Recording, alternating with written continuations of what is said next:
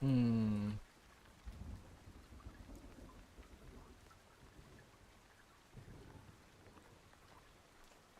What if I add a roof? A cone one.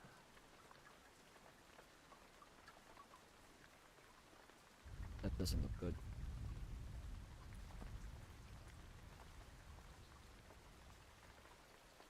Nyeh. Nyerk.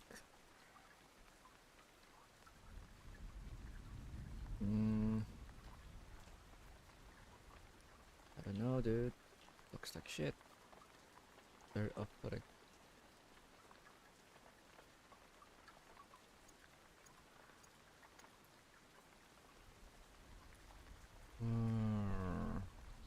What if I just...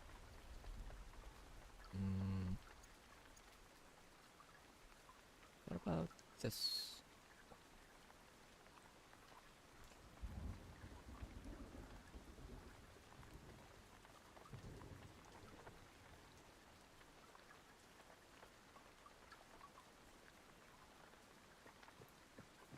Now this part though.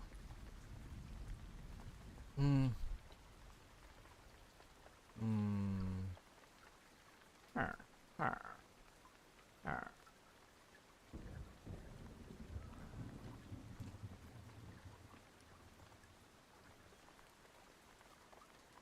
Arr, arr, arr, arr. Arr.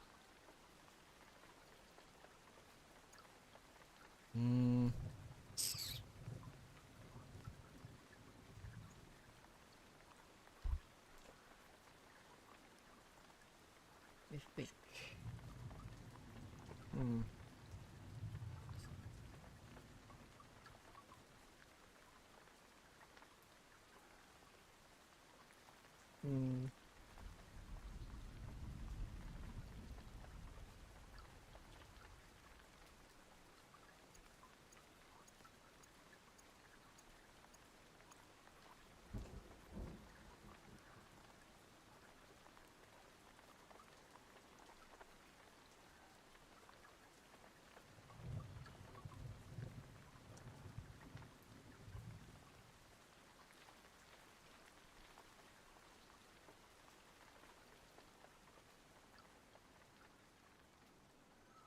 Employees, think of 556 people in Squid Game. Jimmy doesn't know more than like a dozen people. I think that the person who made this video made a mistake by making big judgments like this, because I think that you can easily... So whenever you try to take a shot at somebody, every time that you miss, you look like an idiot.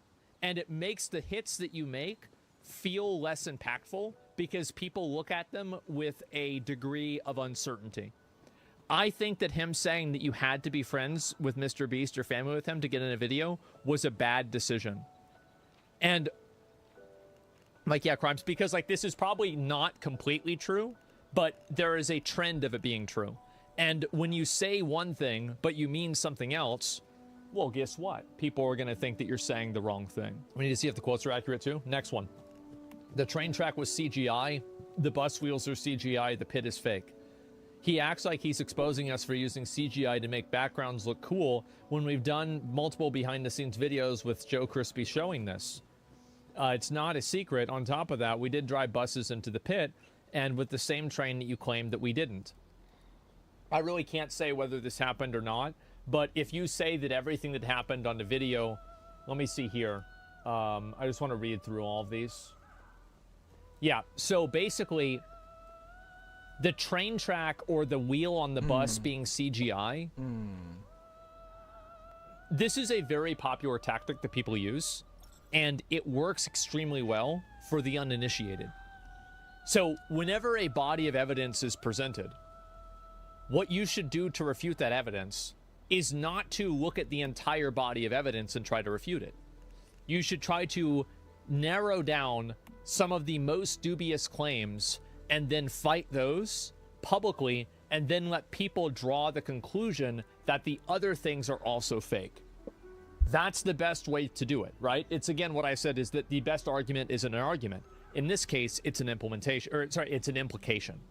So what happens is that this being fake wasn't the problem. The timer being fake was the problem. And this was not stated at all. The wheels being fake and the pit being fake do not actually change the outcome of the video, but the timer does. So that's really what the difference is. It's the implication, yes. You're actually exposing us, yes. The raccoon was a paid actor. I don't know what to say about this. Clearly not an actor.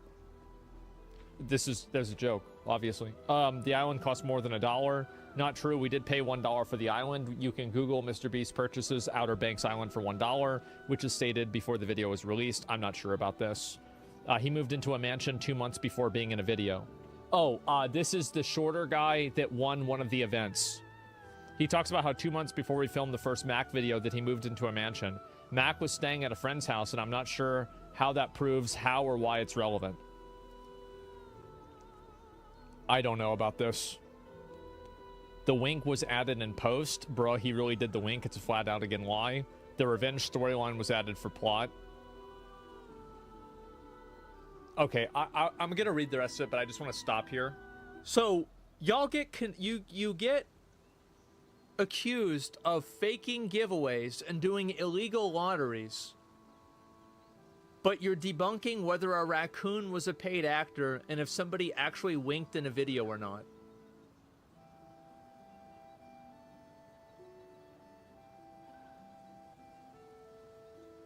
Like, come on. What the fuck are we talking about here? It's filibustering. Yeah, this is what I'm saying, right? Is you find the most dubious claims and then you fight against those instead. You're framing. Yes, it's framing. Come on. Oh my God. What is this here? The revenge storyline was added in post. The contestants talked about it on stream. They legit didn't like each other. He also claims 58 was on the far opposite side and he didn't hear him. I don't know about that. Not only were the results of this video completely scripted, but the contestants are not random subscribers. He claims our 100 boys out of 100 girls is scripted and is proof of random. I just want to stop here.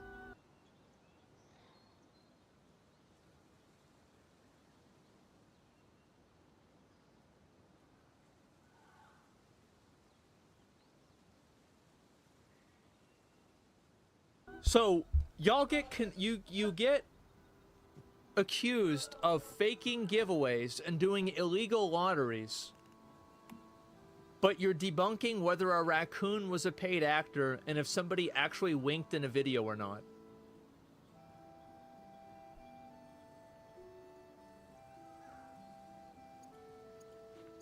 Like, come on. What the fuck are we talking about here? It's filibustering. Yeah, this is what I'm saying, right? Is you find the most dubious claims and then you fight against those instead. You're framing. Yes, it's framing. Come on. Oh my God. What is this here? The revenge storyline was added in post. The contestants talked about it on stream. They legit didn't like each other. He also claims 58 was on the far opposite side and he didn't hear him. I don't know about that. Not only were the results of this video completely scripted, but the contestants are not random subscribers. He claims our 100 boys out of 100 girls is scripted and his proof is a random text saying it is. That's it. It's not scripted. Jimmy probably had countless people on the set for that video and it would have been impossible to hide. The video was not scripted. I was on set for this and there was no bias for who won. He also implies the video was fake because we have some employees on each team. The employees in the video were there to fill in for people who tested positive for COVID last minute. Thea, Jimmy's girlfriend, mentioned this on a podcast over a year ago. If it wasn't for COVID, they would have been in it. They had the same $ on everybody else. Some random text or someone saying thinking it was rigged doesn't mean it was rigged. Okay. So I just wanted to read it out, and now we're going to read it analytically. Proof is a random text saying it is. This does not refute the random text. It just says that it was a random text, and the implication is that it's not true. Did you guys see that? There is not actually them saying that it isn't true. They are just simply saying it's a random text. And the implication is that it's not true. It was not scripted. Jimmy probably had countless people on the set for the video, and it would have been impossible to hide. That's true. But it's who the countless people are. The video was not scripted. I was on set for this and there was no bias on who won. That was not what the accusation was. The accusation is that there was a bias on how much they won by because it would create a bad narrative, PR-wise, if the women lost massively. So this is, again, you are misinterpreting what was being said. There was never an accusation that you forced a win for one side, but there was an accusation that you tried to change the way that the win happened. You see what I'm saying? It was on the far opposite side and you didn't hear him. I don't know about that. Not only were the results of this video completely scripted, but the contestants are not random subscribers. He claims our 100 boys out of 100 girls is scripted, and his proof is a random text saying it is. That's it. It's not scripted. Jimmy probably had countless people on the set for that video, and it would have been impossible to hide. The video was not scripted. I was on set for this, and there was no bias for who won. He also implies the video was fake because we have some employees on each team. The employees in the video were there to fill in for people who tested positive for COVID last minute. Thea, Jimmy's girlfriend, mentioned this on a podcast over a year ago. If it wasn't for COVID, they would have been in it. They had the same $ on everybody else. Some random text or someone saying thinking it was rigged doesn't mean it was rigged. Okay. So I just wanted to read it out, and now we're going to read it analytically. Proof is a random text saying it is. This does not refute the random text. It just says that it was a random text, and the implication is that it's not true. Did you guys see that? There is not actually them saying that it isn't true. They are just simply saying it's a random text. And the implication is that it's not true. It was not scripted. Jimmy probably had countless people on the set for the video, and it would have been impossible to hide. That's true. But it's who the countless people are. The video was not scripted. I was on set for this, and there was no bias on who won. That was not what the accusation was. The accusation is that there was a bias on how much they won by because it would create a bad narrative, PR-wise, if the women lost massively. So this is, again, you are misinterpreting what was being said. There was never an accusation that you forced a win for one side, but there was an accusation that you tried to change the way that the win happened. You see what I'm saying? Inverted. No, it doesn't need inverted. Like, and this is purposely misdirecting. Well, people aren't going to understand this. They're not going to see this. He also implies the video is fake because we have some employees on each team. The employees in the video were there to fill in for people who tested negative for COVID last minute before filming. So then it's fake. So he's justifying it being fake, but he's not saying that it's not fake. So if the accusation is that the video is fake because there's not random people, and then you say, well, there were random people, but actually they weren't random because some people had COVID, then that doesn't mean that the video isn't fake. It just meant that there is a good reason to fake the video, which does not mean that it wasn't fake. Like, it's...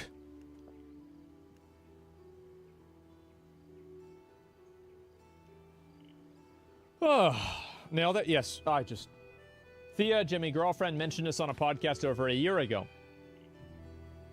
This is good argumentation, by the way. This is probably one of the only points that I do think is good. If it wasn't for COVID, that would have not been it. Yes, if it wasn't for COVID, it wouldn't have been fake, but because of COVID, then it was fake. And again, and this is coming from the person who doesn't care that it was fake. But you know what I do care about? I care about being told that it wasn't fucking fake when it was fucking fake. I care about the dishonesty. You think I'm so fucking stupid, I can't see that you're saying, oh, it wasn't fake, but it was fake. Uh-huh. No. Fuck you. You're doing it. This is it. I'm not even mad about, oh, you want to fake? Fake every video you want. Fake every fucking video. I don't care. But don't go and tell me they're real and then gaslight me into thinking that I'm crazy for seeing what's in plain sight. Suck my fucking dick. Next. They had the same $ on the money as everybody else, but that makes it worse because of the rules for game shows.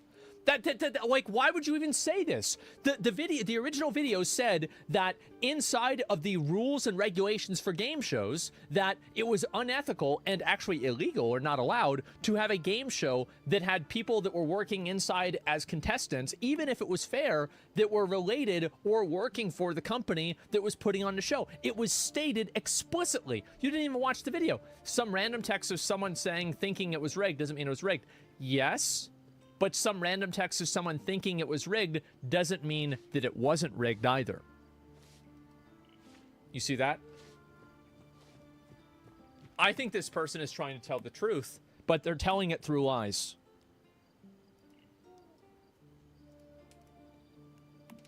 This doesn't refute his point? Yes, exactly. That's what's happening. Having employees in a video doesn't mean it was fake? Yes, it does. So the video said it was 100 boys and 100 random subscribers. That's what it said. It said, we brought random subscribers. Did they do that? No. That's fake. Again, this doesn't matter. I care about fakery when fakery is an actionable thing that people make a decision for that costs them some degree of consideration. Right? Like money or like some form of investment. So, like, I care about, like, oh, a fake signature. I find that to be much worse than a fake video. Because a fake signature, you're buying something you're not getting it. A fake video, you're just watching a video. It's for entertainment purposes. It doesn't change the nature of the video. You see what I'm saying? MB, yeah, my bad.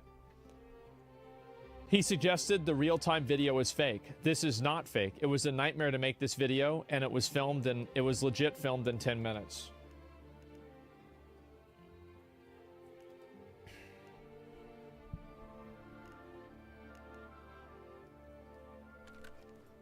The argumentation for the 10-minute video was that the producers changed the outcome of the way the water would work, and it was pre-planned. It was not that the 10-minute video was shot in a longer period of time. It was instead that the time that it was shot in was orchestrated and scripted. That's not what the argument was. I'm just losing my fucking mind. I'm losing my fucking mind. How are people so fucking stupid? This is crazy. He's dodging the critic like a master. Yes, I know. Such dishonest framing. Yes. Also, I think some of Mr. Beast's giveaways are fake. We do not fake giveaways. I have been hands-on for some of them and have personally been the person to connect winners with our accounting department to get paid.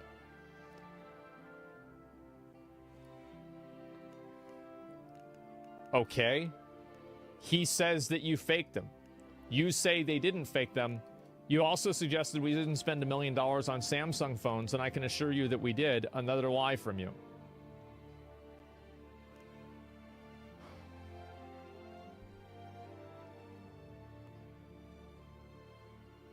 The accusation was not that you spent $1 million on Samsung phones.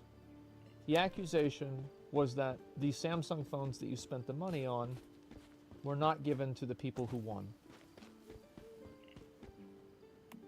That was the difference. It did the math. Yes. Oh God. Source, trust me, bro. Yes.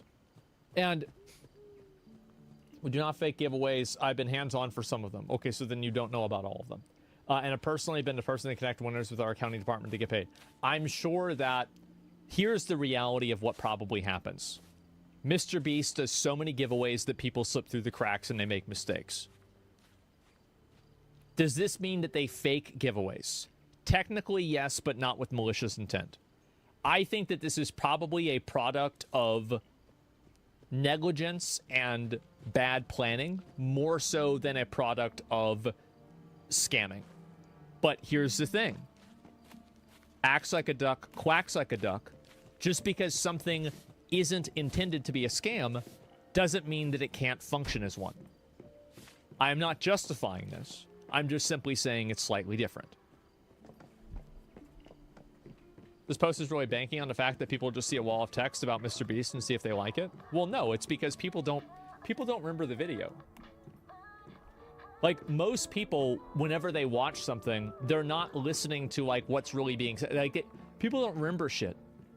Like, that's what I've learned very much. Like, after, like, explaining a boss fight, and then somebody says, oh, go left, and they go right. Okay, well, fuck.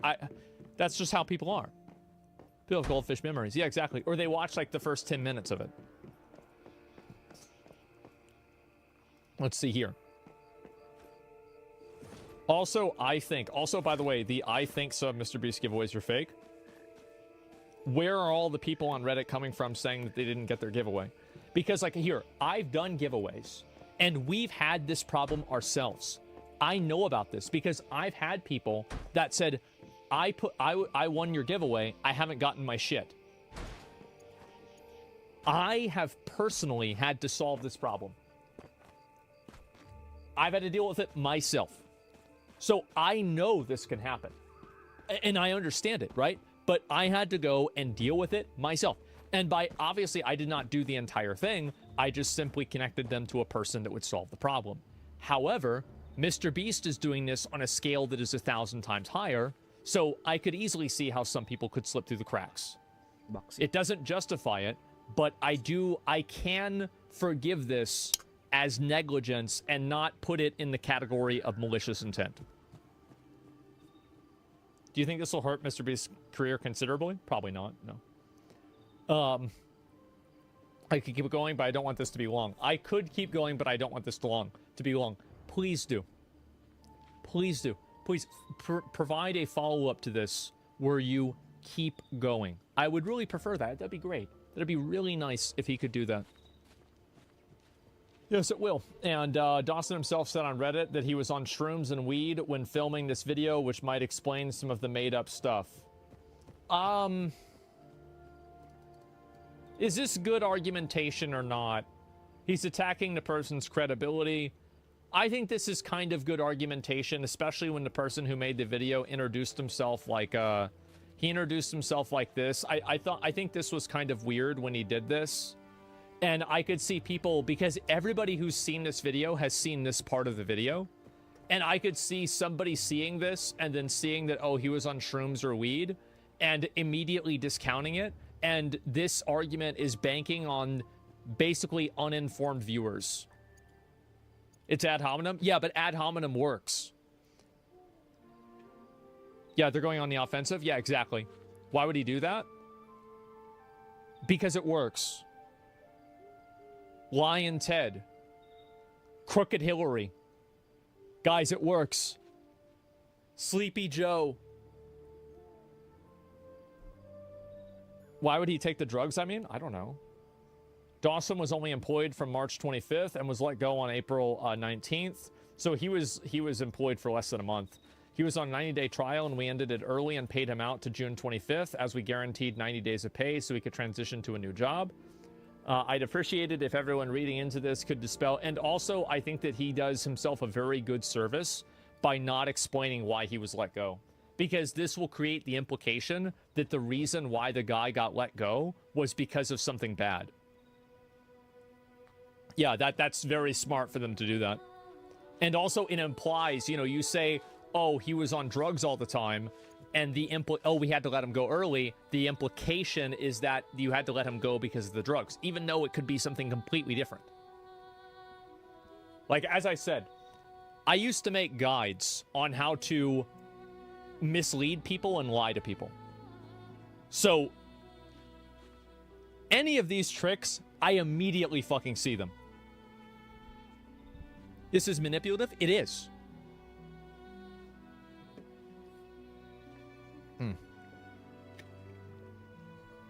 The art of persuasion. Yes, exactly.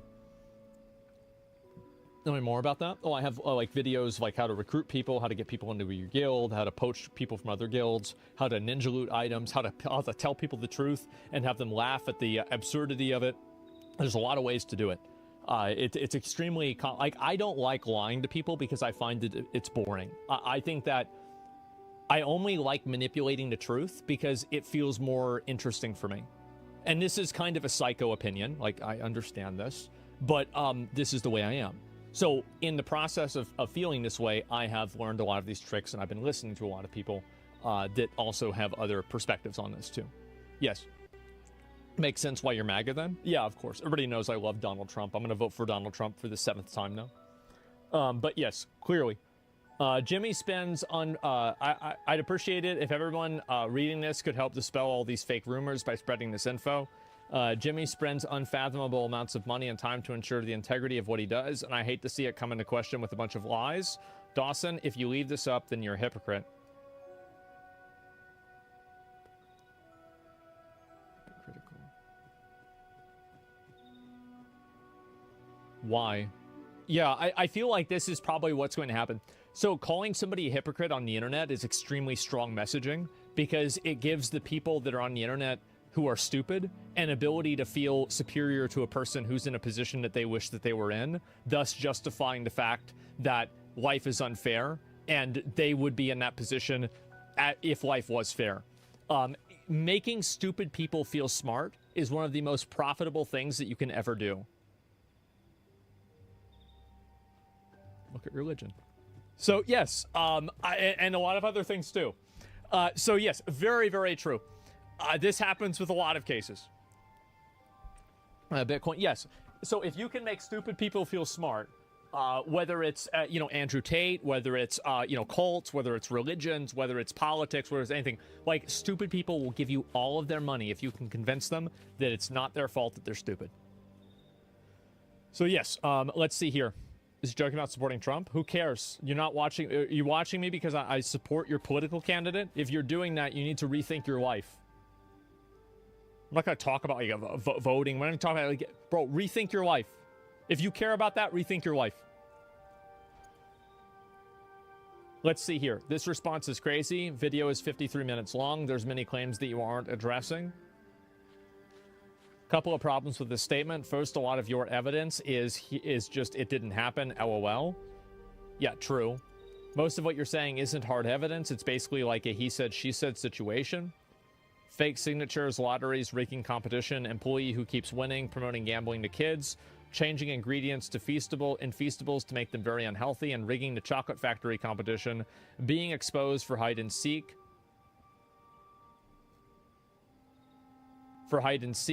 Competition and more, all had evidence. You responded to the most mild criticism and jokes. He's completely fucking right. He's absolutely fucking right about all of this. The only thing is that I do think that the person who made this video made a mistake by implying as strongly that the person who won the chocolate factory thing is evidence of it being fake. Because I don't think that it's proof of it being fake, although it's likely, and amidst a bunch of other fraudulent claims, the other fraudulent claims become more believable and more credible. What are the chances? Probably pretty high, considering that... So if I were them, this is what I would do. Let me see them. Let me actually see them open it.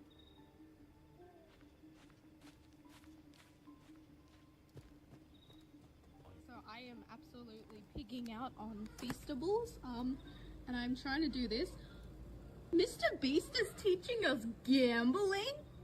Minus points because there's no cool music. Anyway. Yeah, this one sucks, bro. Mr. Beast needs to get pragmatic to do some work for him. Like, this is a joke. Like, this sucks. Gamble! Also, these tickets, one of them just so happened to go to a YouTuber with 700,000 subscribers at the time. Just pure chance. This was just taped. It was taped. No freaking.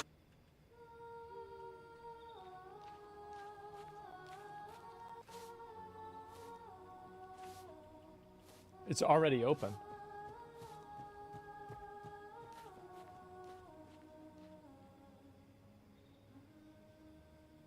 So, there's a chance that before this clip, they opened it all the way. But here's what I think probably happened. I think they probably bought a bunch of boxes of the Mr. Beast bars And there is a chance, again, a chance, this is not a guarantee. There is a chance that they could have opened all of them. Because you see, they don't have just one. They have two. YouTuber with 700,000 subscribers at the time. Just pure chance. This was just hate. You see, they bought an entire box. And who's to say this isn't the only box?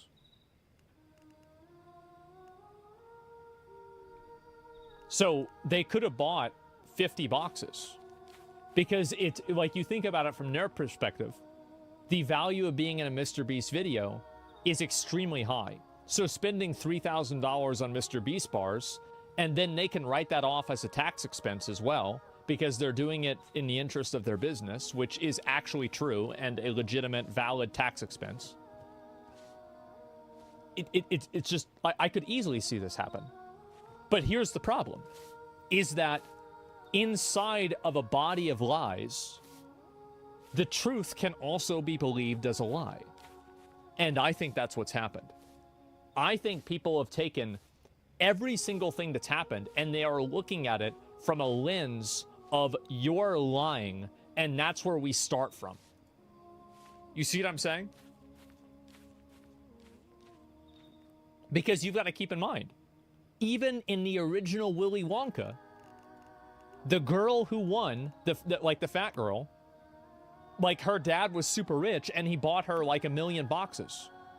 So it could very well be like Willy Wonka. There it is.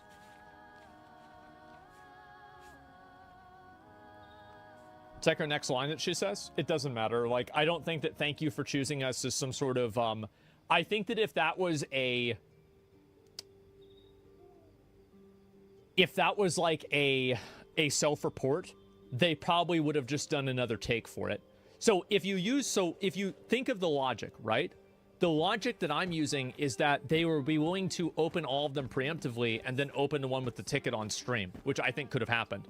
Then at the same time, I think that they would also be deceptive enough to not say thank you for choosing me if it was done intentionally. I don't know which one of these there are, but I think that it's questionable. Why is everyone who wins always in an extremely wealthy environment or in a $50,000 kitchen? Well, I don't know. Probably because the people that are recording themselves do that. It's possible MrBeast sent them a box already with one, so they couldn't retake. You're right. There's also a chance that MrBeast could have actually just sent them the box. All I'm trying to say here is that... Sorry, it's loud. I don't know which one of these there is. That's the only point that I'm making, is like, I don't think there's enough evidence to condemn this, but I think that there are ways that it could be fake. But the way that it could be fake might not necessarily be what happened. So, this is my opinion. I don't really care about the video being, about entertainment videos being faked or dramatized. This is not a problem to me. I don't view this as a great moral evil. I don't view this as a problem even. It's false advertising and it's bad, but it's like a scale on a 1 to 10, it's like a 1. I don't really care because it doesn't do tangible harm. A fake signature, you are buying something that you're not getting. That's a scam. A fake lottery, you are buying something that you're not getting. That's a scam. Rigging competitions, having employees in the competitions, there is a reason why it's against the rules for actual game shows to do this. It's because it's problematic and it can lead to a bunch of abuse. Leading to abuse does not necessarily mean that there is abuse, but it does mean that there's a high chance that abuse could have occurred. Employee who keeps winning, same thing. Promoting gambling to kids. This, I don't really care a whole lot about this because I think that a lot of places do the same thing, and I don't really care that much about it. But it's definitely not good. It's just that I don't really care that much. Changing ingredients in Feastables to make them very unhealthy. I don't think they changed them to make them unhealthy. Rigging a chocolate factory competition, I don't think that's provable. But you see what happens, right? After everything else that's provable is proven. then everything else happens. Do you think this will lead to new laws and regulations for game shows on platforms like YouTube? No. No. I don't think this is going to have any effect outside of Twitter noise. It should. I think that, yeah, it should be against the rules. Because there are people that are competing that don't fully understand the legal language and what the implication of the legal language is. And they are signing up for something that they do not believe to be rigged, but it could in fact be rigged. I do think that's unhealthy and it's not good. It doesn't necessarily hurt the audience, but it's not good for its children. No, I'm talking about the people that are competing. Also, like, by the way, if kids are gambling, like, I'm sorry, but like, Mr. Beast, yeah, it's bad that he's doing it, but every other place does it. Where are the parents? Like, what do you... kids don't have credit cards. Kids don't have debit cards. And if they do, it's because their parents gave them one. So if you're a parent and you're not overseeing what your kid is doing on their fucking account, I'm sorry, but like, I only have a very small amount of animosity to put towards Mr. Beast for this. This is insane. Yeah, take kids off the internet. Chuck E. Cheese is a kid's casino. Exactly. And so, like, until I see that energy being put forth towards all things that affect kids that are gambling, then I don't want to perform selective outrage at Mr. Beast for doing something that is common in our culture. That's the way I feel. I'm sorry. Like, if I'm not going far enough for you and I'm not condemning this, cry all you fucking want. But that's what I think.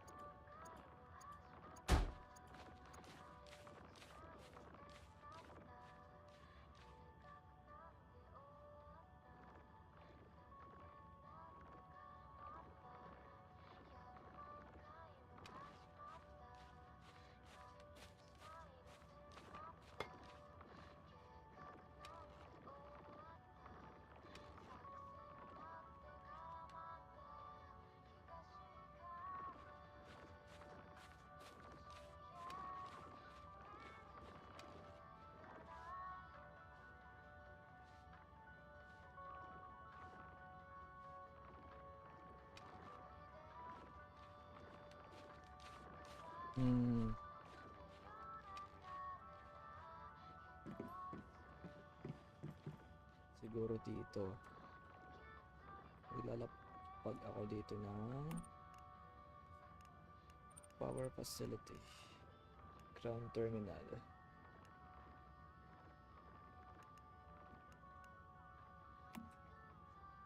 Isa dito.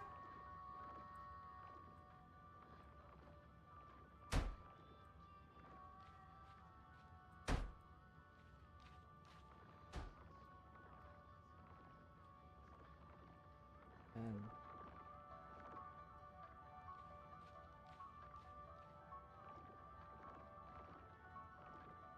Tapos, i-connect ko yung wires nito. Dito. Connect yung wires dito.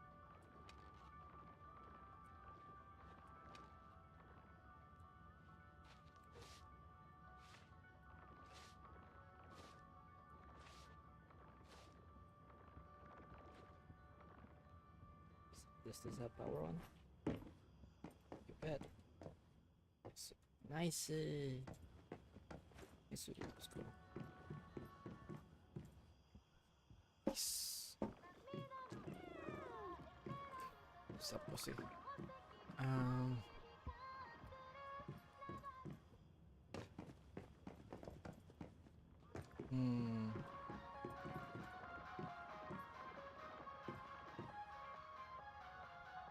Tapos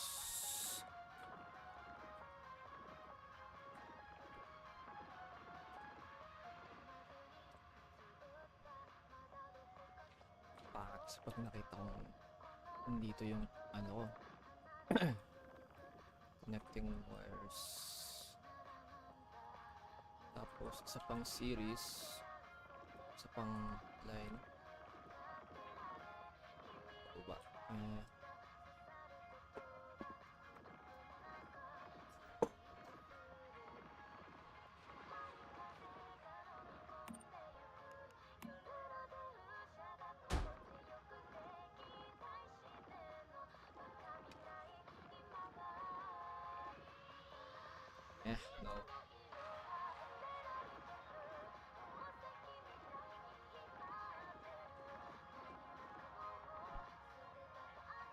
Hello guys and gals, me Mudahar, and about a week ago we had actually looked into one of the wildest internet stories in quite a long time regarding Chris Tyson and by extension the group known as Mr. Beast, that entire organization, the largest channel on YouTube sporting over 300 million something subscribers. And of course it was a massive scandal that rocked the internet and in fact our entire platform at YouTube to its complete core. A story that involves a creator from one of the largest teams on the platform allegedly engaging in some unsavory, inexcusable behavior untowards minors. Now, since then, a lot has actually happened, and if you don't have any idea, I'd highly recommend you go check out a video I made 6 days ago titled Mr. Beast Has Some Terrible Friends. I think the entire title and everything is pretty self-explanatory.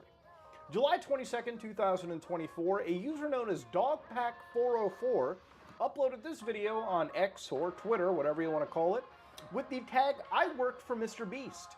Ava Chris Tyson is the tip of the iceberg. But it really took one person who worked at Mr. Beast's ViewStat organization known as Chucky eventually come out and say, I quickly want to debunk some of the information in this video. Since the guy who made it was on my team, it's my decision to fire him for erratic behavior. He worked at the company for less than a month and wasn't an employee for most of the videos he mentions to have a knowledge on. So of course directly referencing Dogpack404's 3 million viewed video right on YouTube. So obviously this video kind of struck it off, went viral, and pretty much became a solid, serious hit piece on Jimmy. And there's a few allegations that I want to cover from this 53-minute long video, part 1 by the way, where there's 3 massive allegations towards the enterprise. For example, allegation number 1. Many of Mr. Beast's videos are fake, contests are unfairly rigged, and contestants are often undisclosed friends and families of Mr. Beast's employees or employees themselves. Number 2, Mr. Beast has run multiple illegal lotteries targeting children. The user estimates they profited over $10 million from these lotteries. And number 3, Mr. Beast knowingly sold merch with fake autographs while claiming on his website that the autograph piece is genuine, which of course according to this user is fraud in their opinion, and it kind of sounds close to it. Now, before we jump into that video in specific and actually look at some of these claims in depth, I wanted to look at another massive situation that broke out.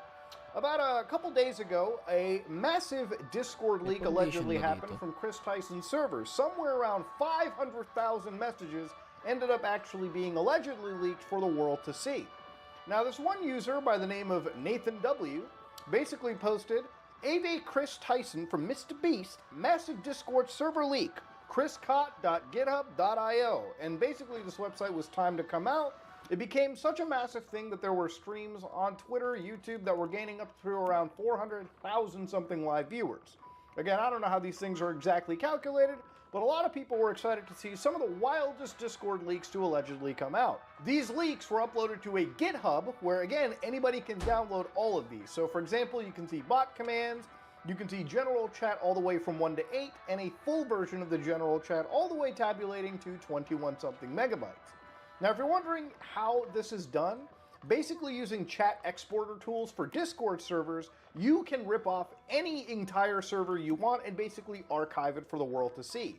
And one example of it was General Chat Logs number 5, where one user could actually see multiple individuals typing things out and discussing this matter. Now, for context's sake, there are some censored names, and I believe those censored names belong to minors.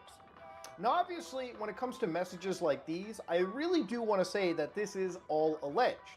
I have no way to confirm these messages, and of course, if you've ever been watching my content when I cover serious situations like this, you know that my barometer of believing a message really means if I can actually access the server and refresh things on my own. It's why I strive to actually capture my own footage, so when I do show it on my channel, I can actually sit here proudly and say, I'm not afraid of any legal backlash, because what I've recorded is absolutely true and honest. But in this situation, this actual Discord rip was corroborated by one of the initial, victims in the situation, Lava, who ended up saying, based on the recent screenshots and messages, I would like to say a statement about the Discord. This was 5 or 6 years ago, and I thought I had a good memory of the situation, but I was wrong. After reading the chat logs, the stuff was inappropriate and wrong. I spoke based on my memory of the situation, and I still do not remember these conversations, but they definitely happened. These conversations should not have happened with people at the age I was at the time. I strongly condemn them, and I still believe I am not a grooming victim, but these conversations should never have happened with me and any other minor in the Discord.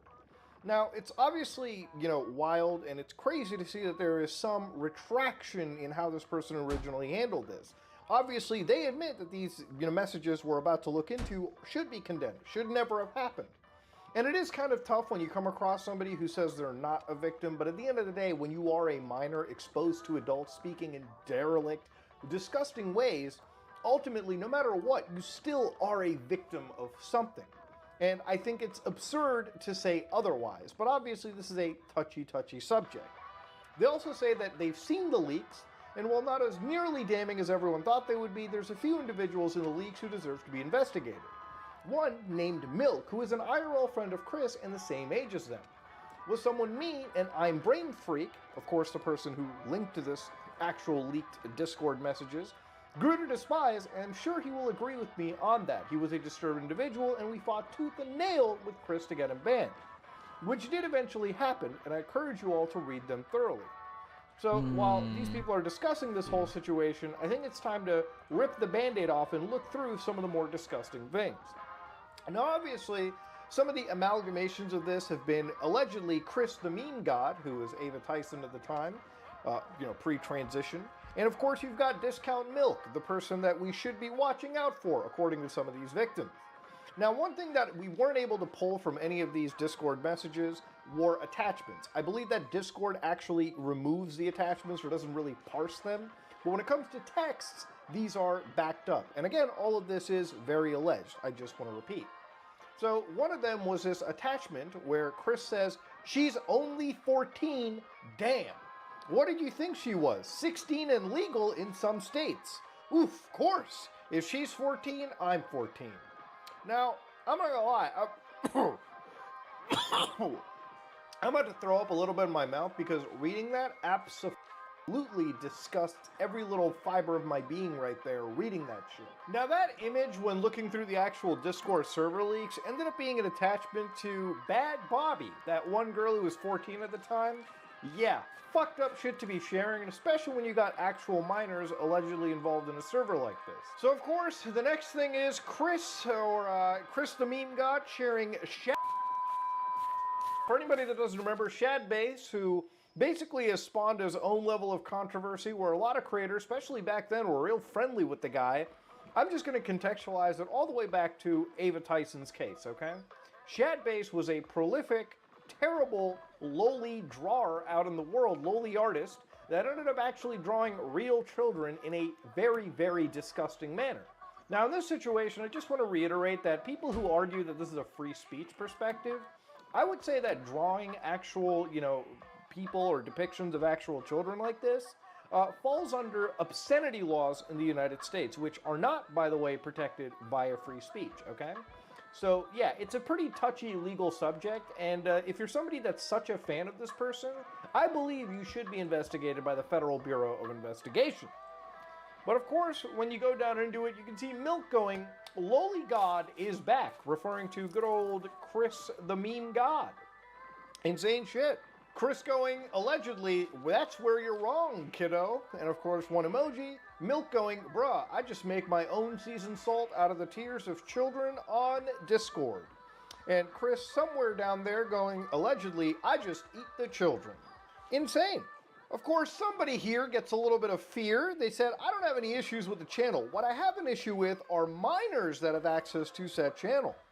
Chris goes, is there even a way to do that? Milk goes, no, not really. No. So what do? Remove it? Probably should if there are minor anywhere near the server. And then you got Nathan going, no. Discount Milk goes, oh, lol. And Lava in this situation goes, I say we get rid of it because the fan base of Beast and Chris are mostly under 18. Leave it to a child at the time to have more logical sense than the alleged coon-brained adults. Allegedly, it got messed to the point where even one of the minors allegedly messaged to Chris, you have a massive, referring to male human genitalia.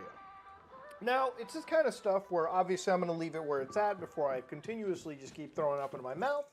The reality of this situation and how it's presented is obviously if you're a child, don't be in a Discord server like this, but more importantly, if you're a parent, if you're an adult, never, ever let your children join any Discord servers where even 1% of this filth is spoken.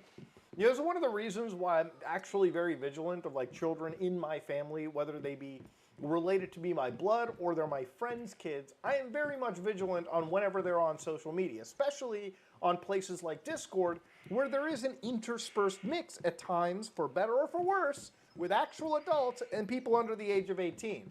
This kind of shit for happening allegedly by one of the largest, or at least in the proximity of one of the largest channels on the internet with a very heavy kid fan base, is something that absolutely should never have happened, and it's something that should have been watched out for, and it never should have gotten to the point where people are allegedly picking through the bones of these Discord messages. Now, obviously, since then, there's been more stuff that has come out. For instance, allegedly, Nathan W. had the NSFW logs from the Tyson server, which apparently they did not have at the moment. They misinterpreted and didn't validate the information before making statements. Now, obviously, some have speculated that maybe there was a payoff, but I think we're getting into the point of conspiracies. Now, obviously, at this moment in time, ladies and gentlemen, it is wild to see this situation blow up the way that it is. But I don't want to stick around this Ava Tyson stuff longer than it already is. I think until a third-party investigation happens, and God, I hope something comes out of it, it's probably more ideal to look into Dogpack 404's video that had those 3 massive allegations we looked at. So Dogpack 404's video pretty much becomes like a modern-day content cop where they go through a lot of older Mr. Beast videos and cover across those serious allegations. For example, one of them was that these videos are very much faked, and in moments they do use CGI to apparently spice up the video and make it look more interesting than it actually is. Post, and he clearly touches the laser here, but whatever, let's assume that it's all real time.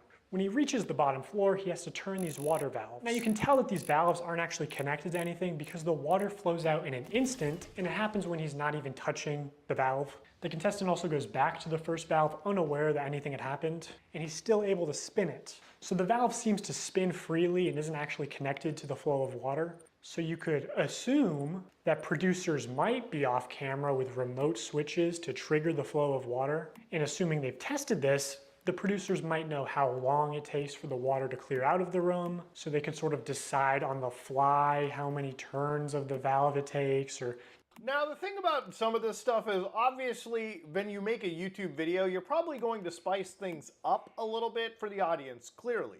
So whenever you have like things like CGI or more, interesting scenario, especially when this is kind of filmed like a lower budget version of Survivor, a television show for, again, the YouTube audience, where it is reality TV based in a way, you're probably going to expect some sentence enhancers, right? Some spicy moments in the video that keep people watching. At the end of the day, this is a YouTube enterprise, and the entirety is to get people watching a video from the beginning all the way to the end.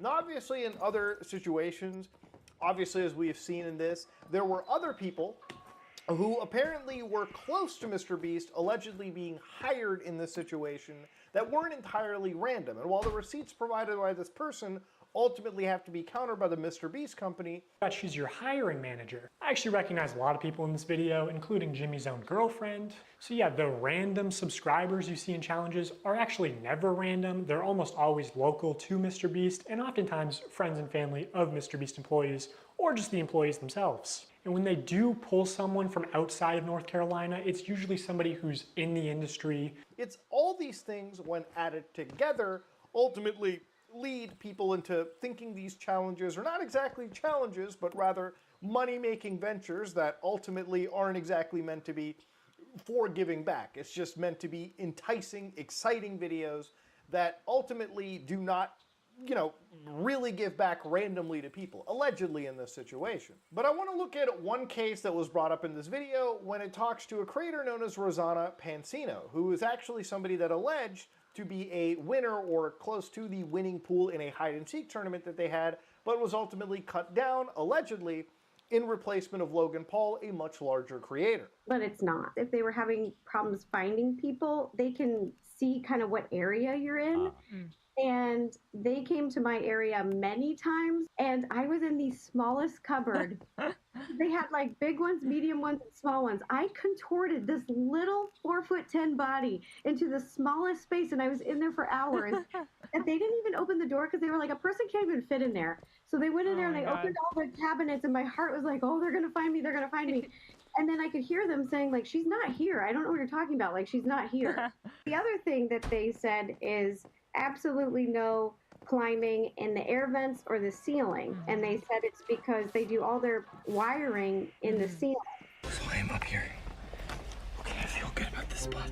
If it was held accountable, especially because this was a YouTube original production, Zach would have been eliminated for cheating. He broke the rules, and guarantee you, if I climbed in the ceiling, Mr. Beast would eliminate me.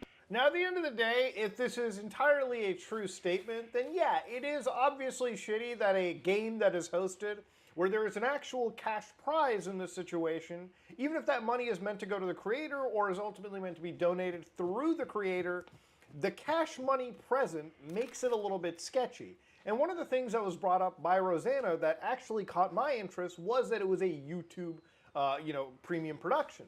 Now, to understand, one of the things that really piqued my head in this situation was the television show Survivor. Now, for anybody that doesn't know, Survivor is one of the longest-running reality television shows out there, and throughout its entire run, there's been some controversies where it's been alleged that producers have deliberately, messed with the odds on the show to make a spicier production. But ultimately, because of the cash prizes and the fact that it is a technical game show from my understanding, and please correct me if I'm wrong, it was because of that they ended up getting sued over this in court. And while the actual results have been mediated in the background, it is something to raise awareness to. Earlier in the show, there was one individual known as Stacy Stillman. Now, of course, in this entire case, one actual lawsuit that actually happened all the way back in February 6, 2001, when it was at least reported, one of the Survivor people, Stacy Stillman's lawsuit, ended up going against CBS. And of course, the action, which we're going to read here, arises out of the unlawful and fraudulent administration of a contest known as Survivor. The nationally broadcast television show Survivor was a so-called reality game show where a group of contestants inhabiting a tropical island were to cast votes to eliminate one by one other contestants, and a sole contestant remained. The producers of Survivor engaged in a scheme for the purpose of prearranging or predetermining its outcome by influencing, persuading, or intimidating contestants to cast votes for certain of the contestants. The unlawful scheme resulted in a premature expulsion of the plaintiff contestant, defrauded her and the viewing public, and altered the ultimate outcome of Survivor. Accordingly, the plaintiff of the former Survivor contestant, Stacy Stillman, seeks damages and restitutions on behalf of herself and the general public for the defendant's violation of law as alleged herein. So basically the allegation was that there was some serious fraud that happened, right? If it's a game show, you expect things to be fairly held. And of course, one of the things is I wanted to look at the actual laws regarding it. So according to RC, or Riverside County Law Library, illegal game show practices for 500. According to this, of course, somebody had written, the actual, person writing this, wrote Survivor, Big Brother, Amazing Race, Iron Chef, and RuPaul's Drag Race are some of the most watched reality competition shows. Apart from their personal enjoyment of the shows, what piqued their interest in writing this post was keeping it real, how the FCC fights fake reality TV shows, with something known as 47 USC 509. So what is actually said here is this came to be codified during the infamous quiz show scandals of the 1950s. So basically what it came to was that the quiz shows back then, so for instance the $64,000 question and 21 were actually apparently rigged to boost ratings. And evidence was shown that the producers would often prep contestants with answers and coach contestants to conceal deceit while they were playing. Congress had to actually step in and amend the 1934 Communications Act to outlaw the rigging of game shows. So that same law in the year 2000, when it came to legal commentators and scholars, they basically said that shows like Survivor should be held against the same standard by 47 U.S.C. 509. So when it came to this specific case, from my understanding, what should have been a slam dunk actually wasn't. The case itself was settled outside of court for an undisclosed amount. And legal scholars have noted that the narrowly tailored language of 47 U.S.C. 509 only covers reality competition shows that challenge contestants using intellectual skills, knowledge, or chance. And these would be games like Jeopardy, Wheel of Fortune, or Who Wants to Be a Millionaire. Now again, here's the thing. The law is different depending on how you run a show. And you can read this on Cornell's law school right here when it comes to 47 U.S. Code 509. Now, the thing about it is obviously I'm not a lawyer, and the reason I'm going through this is because it sounds eerily similar to something that could happen with Mr. Beast's show. Now, being the fact that these are YouTube videos, this is not something that is necessarily being broadcast on live television. So, if it's just somebody uploading a YouTube video, maybe they can kind of bend the rules and get away with it. But when it becomes a YouTube production, or as we'll look later, a Las Vegas-based production with Amazon regarding the Beast games, it becomes a bit of a different story. Can you necessarily alter the events of a show if it's even allegedly happening by Mr. Beast? It's one of the things that I really wish that they had 100% responded to as this video had come out 4 days ago. Because this can be a serious problem for Mr. Beast down the road if he decides to get into television or big streaming services like he already is with Amazon. If he's running a game show or a reality competition show like this where there are possible games of chance or games of intelligence. Imagine if he hosts like a trivia tournament and it turns out maybe there was some prepping behind the scenes. Does he start falling underneath this U.S. Code 509 where he can legally be held liable by the FCC or any broadcasting wing?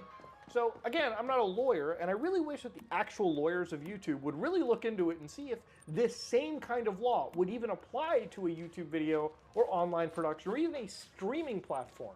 Maybe the law has to catch up. So the next scary part about this was the claim, the allegation of multiple illegal lotteries that Mr. Beast was holding that apparently targeted children. So let's watch this. So according to shortstack.com right here, when they were talking about, the law in this situation regarding lotteries, right, which again, very, very, very key elements that you need. For instance, if you live in the US, the no purchase necessary law applies to you whether you're running a giveaway for a tiny mom and pop shop or a major national brand, okay? So according to lotteries in this situation, unless you're a government entity, hosting a lottery is a big no-no.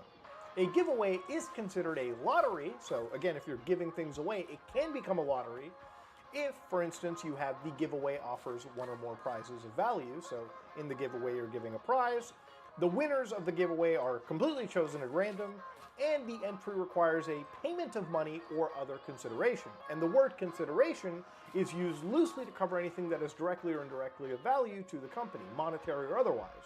So for example, you can't require a purchase be made with a sister company or sponsor in exchange for an entry.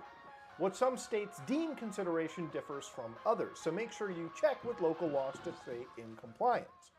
So this is one of those things. If you want to effectively, give things away and not have it be a lottery, you believe you actually have to get rid of one of these elements. So as long as you have all three satisfied, so the prize, the randomness, and the consideration, then you effectively fall into a lottery, which is a big no-no. Your YouTuber doesn't actually give away a prize, or in the case of these live streams, they are illegal lotteries where the only way to win a prize is by making a purchase. And obviously, I'm not a lawyer, so I'm just going to show you the law and then show you irrefutable evidence of what's being done, and you can make your own conclusions. The FTC defines a lottery as containing 3 elements: a valuable prize, random chance, and consideration, which can be time or effort, but in most cases is just payment. To successfully run a contest or a sweepstakes, you must eliminate one of these factors. A contest, for example, eliminates chance, and a sweepstakes eliminates consideration. In determining if any Mr. Beast giveaways have been illegal lotteries, we need to identify a prize, which is distributed through random chance and cannot be won without spending money.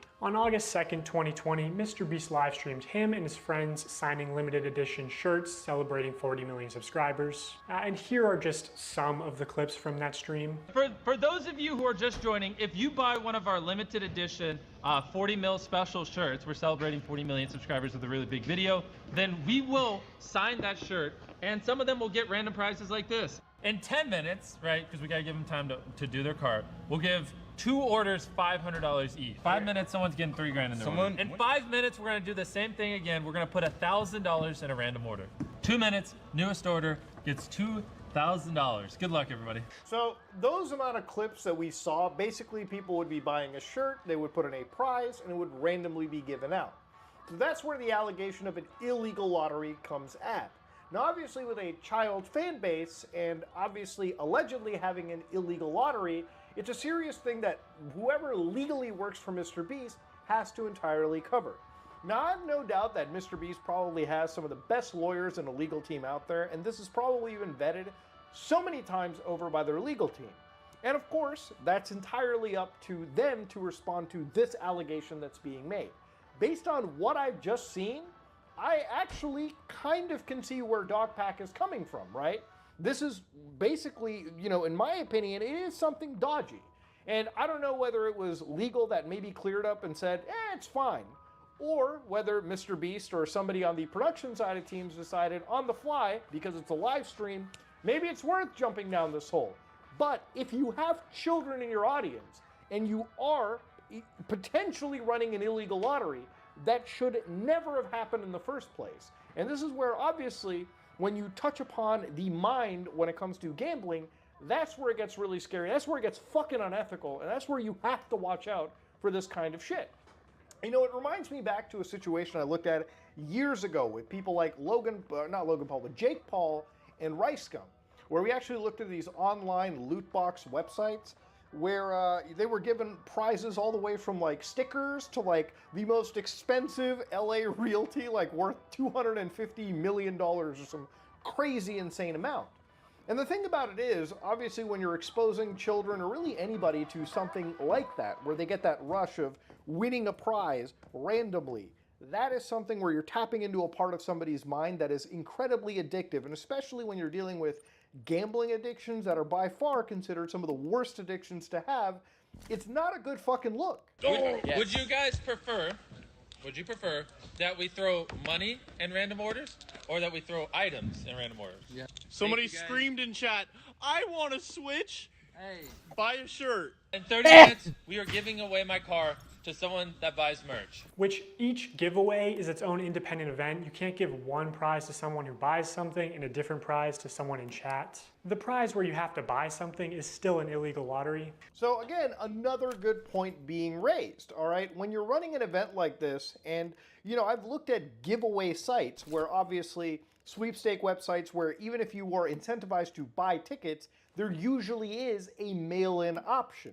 Now, with the mail-in option, you might argue and say, yeah, it's more annoying getting a postcard and like filling it out and actually, you know, sending it by snail mail. Maybe that actually costs money. I mean, if you think about it, it's not even a free option. You still have to buy shit, put it together, and spend your time sending it out. Sometimes it can actually be more expensive than just buying a ticket outright. So yeah, there's some ethical concerns right there. But yeah, if you're running an event where you're giving things away, I believe every single item has to be given away with the chance of possibly with a free entry, which it didn't seem like anything, or not all items were in this situation. Again, given that these streams are not accessible anymore, it's hard for me to make that definitive claim, but based on what Dogpack is showing, this is not a good look. This is not a good situation to be in, and it needs to be addressed by the Mr. Beast team. So one of the allegations being made was apparently even the autographs that Mr. Beast is supposed to do for his shirts were fake. And this is a piece of evidence that Dogpack will show in this video. They signed, but I'd be interested to see how they worded that. If the video of this live stream ever resurfaces, I think a lot of these claims will be proven true, which MrBeast definitely has this stream saved. He saves all his footage. Also, using archive.org, we can see what the website looked like on the day of the stream, and while there's no mention of any sweepstakes whatsoever, it does say this limited tee signed by MrBeast and crew, but the description says it's signed by a member of the MrBeast crew, and it doesn't say anywhere that other members will sign MB, deceiving people into believing it was signed by MrBeast. So here's a clip of Tyler forging, or not, maybe not forging, using MrBeast's signature. So Tyler signs MB, which is MrBeast's signature. Then he covers it, signs his own initials, TC, smirks, looks around, and then quickly slides the shirt away. Could you make it any more obvious? Now, look, I think that is getting to a point where if you read what's on their website and you read like, this is signed by MrBeast and crew, they're probably legally okay with it just because of the broadness of language that is used in their description. Obviously, it is kind of weird that he's signing, the autograph from MrBeast over here, and then just like, sliding it over, signing, smirking at the camera. That's fucking weird. Don't get me wrong, that's a great catch on the video. But I don't think that's legally going to hold up in a court if they're taken for like fraud or something, I think. Just because of the broadness of language they used on their website and whatnot. So maybe that's actually, something that they'll be, fined from. Now, for Feastables, this is actually a MrBeast snack company where what they do is they primarily sell like chocolate. And while I'm not a huge fan of, like chocolate in general, I don't really care much for it. I've had the MrBeast Feastable bars once, and they were okay, like nothing special. I mean, they are what they are. It's a chocolate bar, okay? You can't get much wilder than that.